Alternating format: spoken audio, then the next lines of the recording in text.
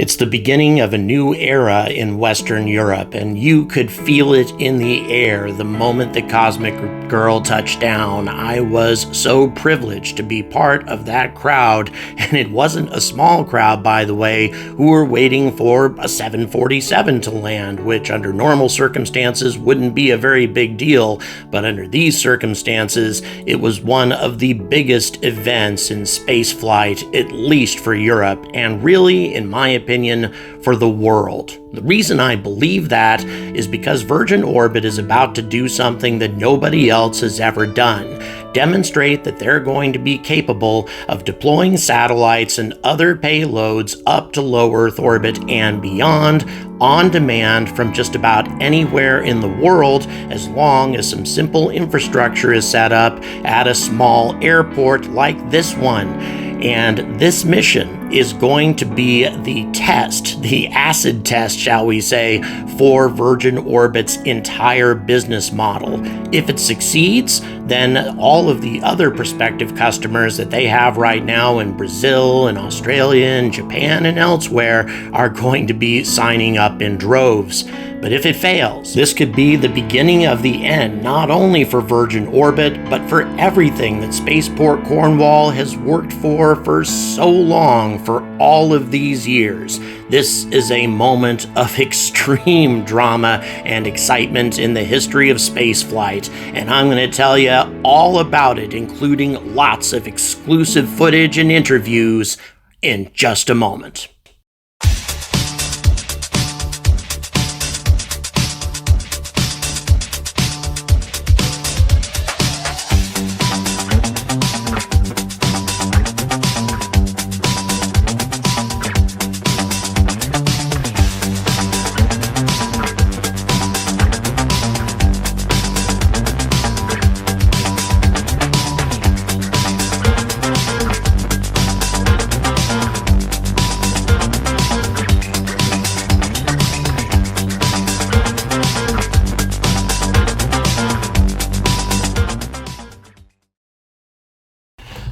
Good morning, everyone. Hope you're doing well during this crisis period in our planet's history. Again, economic problems making things tough on a lot of people, both in Europe and back home in North America, frankly, all over the world.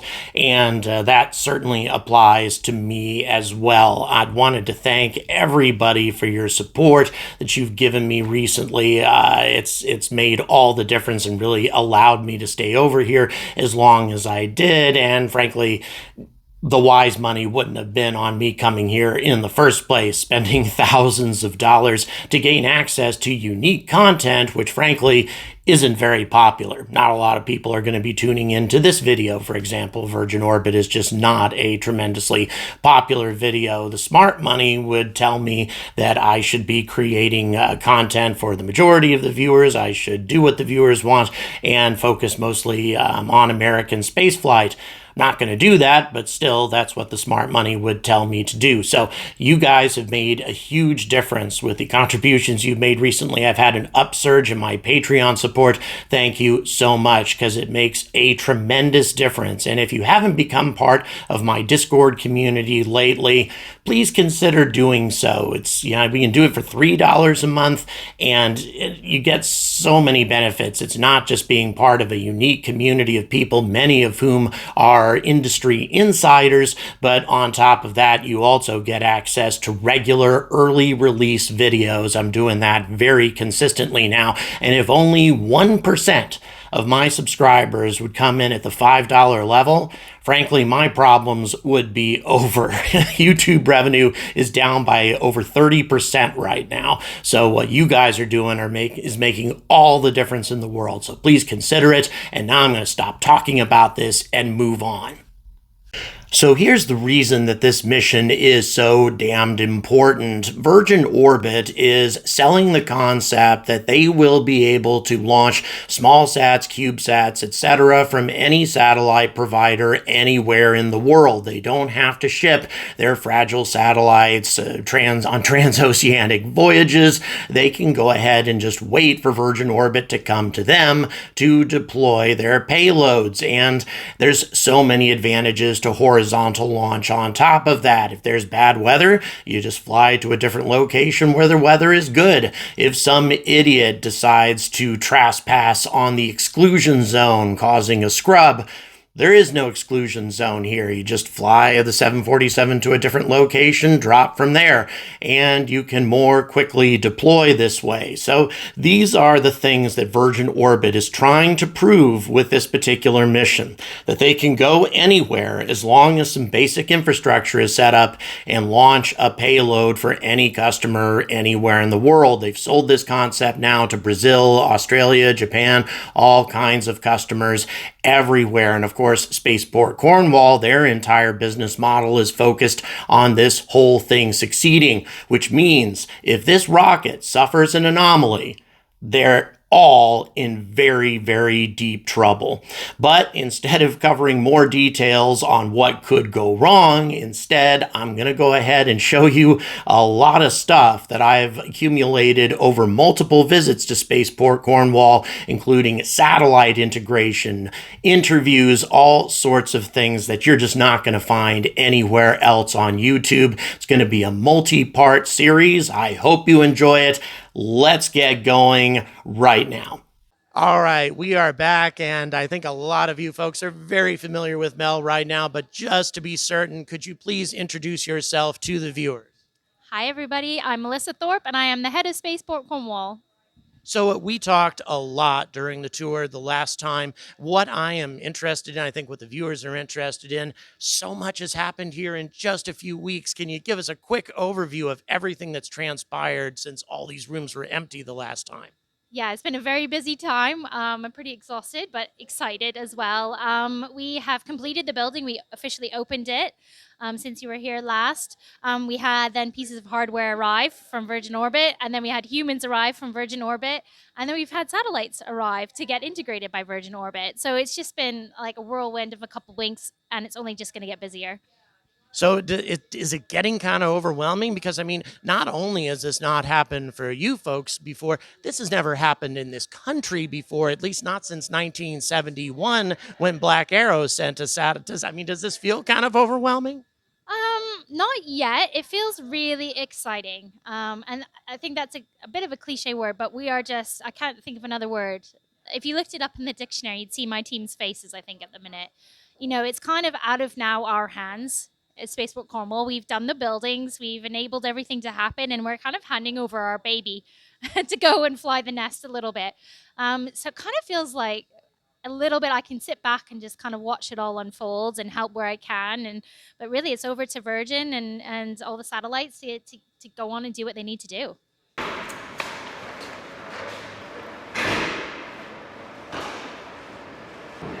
I was the only American journalist who had access to what was going on in this clean room. You'll actually see me later on behind the glass as these people are doing their work. It's a very slow and meticulous process, and you'll be amazed to see how much equipment has been added in this clean room since I took my last tour of this place only a few weeks ago. The amount of work that they have been able to accomplish in such a short span of time again demonstrates what is at least is theoretically possible with Virgin Orbit and horizontal launch.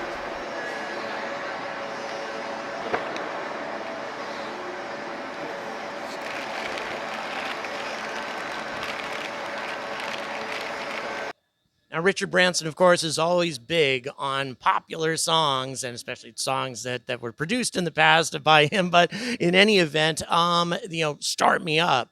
What does that mean to you? Because obviously Virgin Orbit's already launched a few times, but instead they're talking about this as "Start Me Up." What are we starting here? Oh, we're starting launch in the UK, definitely. But, you know, from a local perspective, we're starting the launch industry and the space industry from Cornwall as well. And, you know, working with Goonhilly and some of the other amazing companies that we have down here. But this is it. Like, it's literally, you know, putting a rocket engine into this cluster here. So it's a big start me up moment for a lot of different reasons. The song I know was debated and, you know, lots of back and forth of what are we going to do. There's so many options on Virgin Records, and And when they came back to us with this one, I was like, yes, yeah, definitely, that's got to be it. It had to be a song from a British band. And then, I mean, you can't really get bigger than Rolling Stones, can you? I don't think you can. One of my favorites of all time, no question about that. And it does indeed seem to me that so many things are starting up here, both here and in Saxevord and Shetland. So many things developing. I mean, as a Canadian transplant, but still as I presume a British citizen, I mean, how does this make you feel, this transition? Oh, I'm incredibly proud. I've been quite, I'm not an emotional person, but you think space is quite harsh and, but actually the humans that do space are really passionate. And I'm so lucky to work with such an amazing team that I'm just massively proud of what we've achieved under really harsh circumstances, political environments, pandemics, protesters, those P's have been really tricky for the team. But here we are. The fundamental P has been passion, and another P is that I'm so proud of it. So I just feel like it's time. We're ready. Well, I'll tell you, I've been all over this country now. I've also toured, very big facilities in the United States, and to see what you guys have accomplished here and the infrastructure you built with a few million pounds just seems impossible to an American observer. So once again, I just want to congratulate you. Is there anything else you would like the viewers to know about this event? Oh, just watch along the next few days. We have lots coming in. It's going to be moment after moment. And just yeah, stay tuned with that. It's so inspiring, what you just said. It's for this small rural community down here in the UK, and this is all for them really at the end of the day. And we appreciate the kind words and things that you've said, because this is new to us. Space is very new to us, and to know from somebody like yourself that we're getting it right, that means a lot. So thank you. You're quite welcome. And once again, thank you so much for your time and for this opportunity.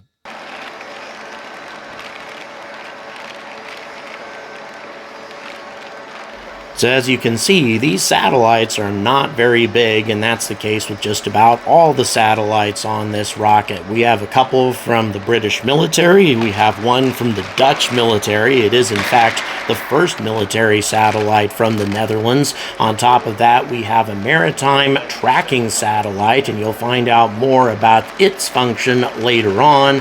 And on top of that, you also have a satellite from Spaceport, the first reusable satellite. And what they're going to be doing with this particular test article is testing its heat shield. But the satellite you're watching right now is that maritime reconnaissance satellite. And as I say, we're going to hear a little bit more about it. All right, guys. So we have now gotten to the folks who actually manufacture the satellite in question. Horizon, would you be so kind as to rather introduce yourself to the viewers? Hi, I'm Jeff Blake. I'm the CFO of Horizon Technologies. Fantastic. Can you tell me a little bit about the background of your company and your company philosophy, what you want to achieve? Sure. The company has a hardware product that we sell. It's an aerospace product, not a space product. And the space concept was derived from the aerospace product. About 4 years ago, our CEO had this idea of putting this technology that we have into space, into a CubeSat. 4 years later, in a very steep learning curve, here we are, ready to launch. The satellite's functionality will be monitoring maritime signals, radar, AIS, and satellite phones at sea. Eventually, in the next 3 years, we'll launch another 23 of these. We'll have a constellation of 24, and we should get about a 15-minute latency of those signals. Fantastic. So 24 satellites in the constellation. Can you tell me about some of the specific benefits then that this will bring to the mariner or to somebody, at sea or who works at sea regularly? It's not really to benefit the people working at sea, it's to benefit the people policing the sea. So if you pick up an AIS track in the middle of the ocean with no radar, or a sat phone in the middle of the ocean without radar or AIS, generally they're up to something. So this is there to combat piracy, smuggling, transshipments, and any other illegal activity at sea. So is this focus on waters around the UK or is it worldwide? Worldwide, complete global. Fantastic. So, that's so piracy, those sorts of things, illegal fishing, etc. So, how big of a problem is that in the world? A lot of people may not be aware of just how big of an issue that is.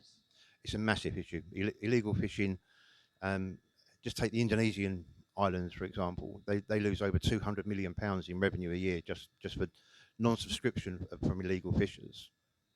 Wow. So, in other words, we're talking about disadvantaged, in some cases, disadvantaged and impoverished communities who rely on fishing for their well-being, and they're being taken advantage of by these criminals. So, your satellites will help to police and eliminate these problems. Is that a correct statement?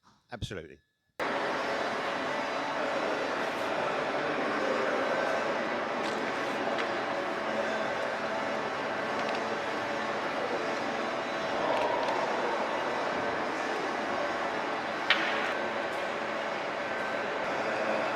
And all of this may seem kind of tedious and boring, but I'm showing all of this to you to emphasize just how delicate these instruments are, just how careful you have to be with them, and also to emphasize just how much of a chance you're taking when you ship them across an ocean where you might encounter a storm of some kind. This makes it a lot easier.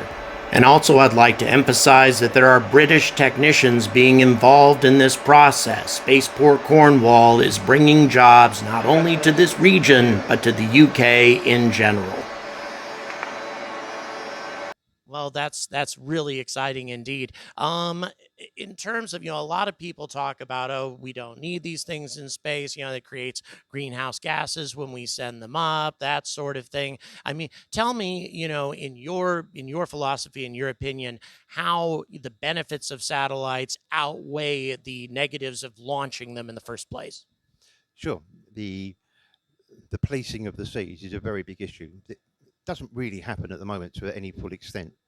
The revenues gained, or the lack of revenues then lost, will far outweigh any launch costs or any damage from any launch. You are the CFO, and so therefore, financing funding, of course, is one of your biggest focus. What sort of challenges have you encountered? Because I've spoken to lots of British spaceflight organizations that have challenges raising money, that sort of thing. How have you overcome funding challenges, and what would be beneficial to you in the future? A lot of people don't understand space. They don't see it as a viable business. We're lucky. We're pretty much self-funded. We did get a small investment back in May last year, but our hardware business has self-funded what we are doing. But new space, small sats, it's almost, it has to be proven before people will invest.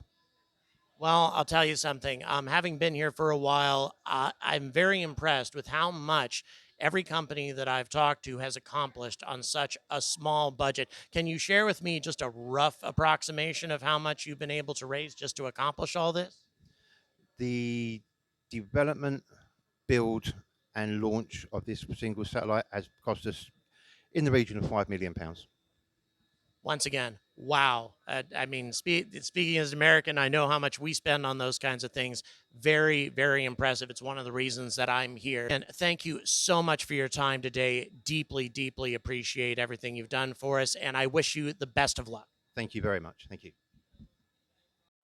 And as I'm recording this, the work is continuing at a breakneck pace. SpaceForge has been integrating their payload recently. Launcher 1 just arrived on its own yesterday, and of course, there's still a lot of work that needs to be done there. I also had an opportunity to speak with one of the Virgin Orbit technicians who's been over every square inch of that rocket, and he assures me that this is the most solid rocket they have ever put together. He understands the vital importance of this mission being a success, and I'll tell you, I've gotten a lot of confidence from those folks, and I'm hoping to bring you more interviews as the days go on. But I'm not done here, still have more content to bring you in part 2 of this series. In the meantime, please please subscribe. Once again, please consider supporting me. I'll show you how to do that in the description. And as always, stay angry about space.